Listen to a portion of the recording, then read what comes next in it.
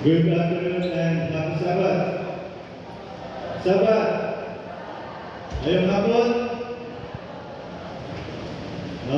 grabe na panalangin kita ng mga madawat sa tipong kadlaw kaya para morning unto the prayer lunch.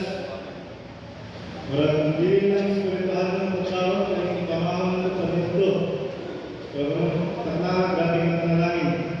Pero mga kaigsunan, gihinay-hinay na mo introduce ang government program sa atong AYM or Adventist Ministry. Last Sabbath, we promote it and the voices of the AYM. So karon, basing natingala ko kanina during the afternoon na wala kaya planning ni how to start, kasi tumagi, kasi bahatol. Dili na manulat kung wala ninyo support. So karon na mga kaigsunan, gihangiyot ka mo. No?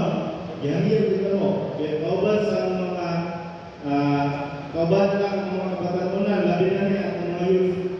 So please come forward. No? Katong mga kabatanunan o mga kaigsunan para maatay ang mga program. Please come forward. Kung karoon na sa taas ko, pwede direct sa baba. Okay? Basta iwe, kung bisa na sa atong mga tanon. Ito, anong gagawin? Mga kaigsunan na sa akin.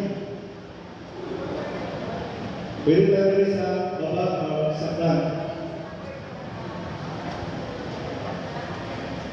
Katong mga kabataan po na willing to participate or adventure class, pathfinder class, yung sa airport room B, sa adventure and pathfinder airport room A.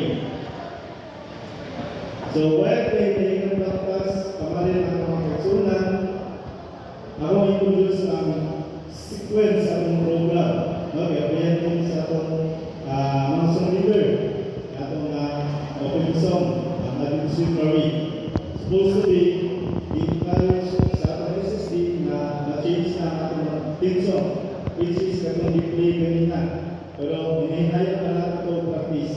After that, the opening prayer ni Brother RJ Labaho then, your student will remarks, Brother Jacob Tumido. After my part, will be the special song na igahatag sa atong mga AYM leaders. After that is re-promotion. Now, i-promote naman nila 2 Sabbats. Karon ibalik na mo kung ay nalila ang aming new na flow or the chart of the AYM, which is the JYL or Junior Leadership and the SYL or Senior Youth Leadership. After ang mga kaigsunan ang atong breakout session. So, ipailalila o niya kung unsa ang mga topiko sa atong breakout session.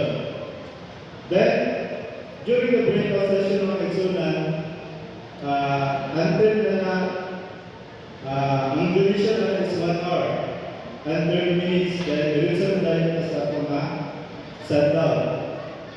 Sa i-present ng alas 2 Sabbath until 5 lang na short, until 5 lang ang given program, ka 5 to 6, ang mga kabatanunan nagsugod na o visitation.